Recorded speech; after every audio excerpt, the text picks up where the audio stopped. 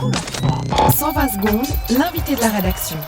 La Chambre de commerce et de l'industrie de Saint-Gall-Appenzell a proposé cette semaine que les étudiants des universités et des écoles polytechniques fédérales assument seuls les coûts que leur formation engendre pour l'État. On en parle avec vous ce matin. Hugo Ruesch, bonjour. Bonjour, monsieur Veillon. Vous êtes le porte-parole de la Chambre de commerce et de l'industrie de Saint-Gall-Appenzell. Alors, vous nous confirmez cette proposition de faire passer les étudiants à la caisse ? Oui, naturellement.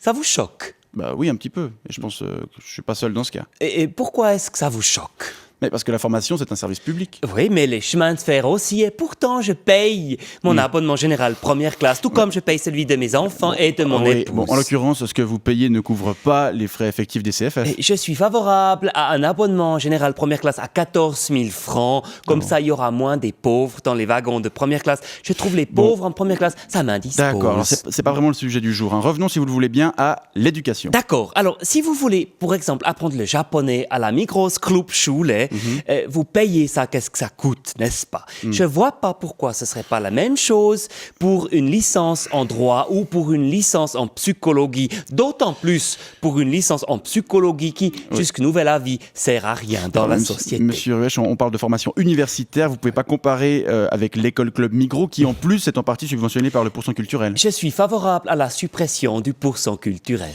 Je crois qu'on est un petit peu en train de s'égarer. Revenons à la formation universitaire qui coûte très cher. Ça va. À l'université de Saint-Gall, ça coûte 115 000 francs pour une formation complète pour un étudiant. Oui, vous êtes d'accord que c'est un montant inaccessible pour la majorité des gens? C'est une question de motivation. À titre personnel, je viens d'offrir un MBA à la Harvard Business School à mon fils Theophilus et ça m'a coûté 38 600 $ pour une année, je trouve. C'est correct. D'accord, mais tout le monde n'a pas vos moyens.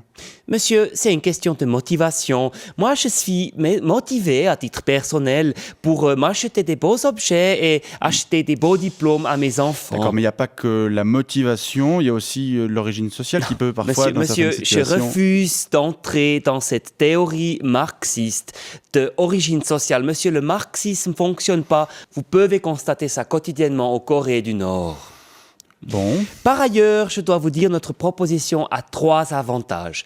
Primo, ça permet à l'État de faire des économies. Deuxièmement, ça permet à les jeunes d'être plus motivés. Ah, toujours cette fameuse motivation. Oui, si c'est vous ou vos parents qui payent, alors vous sortez vos doigts du cul, et puis vous redoublez pas une année sur 2 à cause que vous avez trop bu de la bière ou trop écouté Iron Maiden. Enfin, tertio, notre proposition diminuerait drastiquement le chômage. Chômage, comment ça? Oui, si vous payez 115 000 francs pour une formation, alors ça vous motive de choisir une qui est rentable, une qui offre des débouchés. Ça veut dire droit ou HEC. Et ça vous oblige à ne pas choisir psychologie ou lettres. Oui, d'accord, je vois. Oui, du coup, plus de lettreux et plus de psychologues et plus de chômage. C'est magique. Ah oui, en effet. C'est magique, ça s'appelle le libéralisme. Très bien. Hugo Ruesch, je rappelle que vous êtes le porte-parole de la Chambre de commerce et de l'industrie de Saint-Gall-Appenzell. Appenzell. Oui, Appenzell-Sankt-Gallen. Je vous souhaite une bonne journée. Mais oui, je vous souhaite aussi une bonne journée, monsieur Veillon.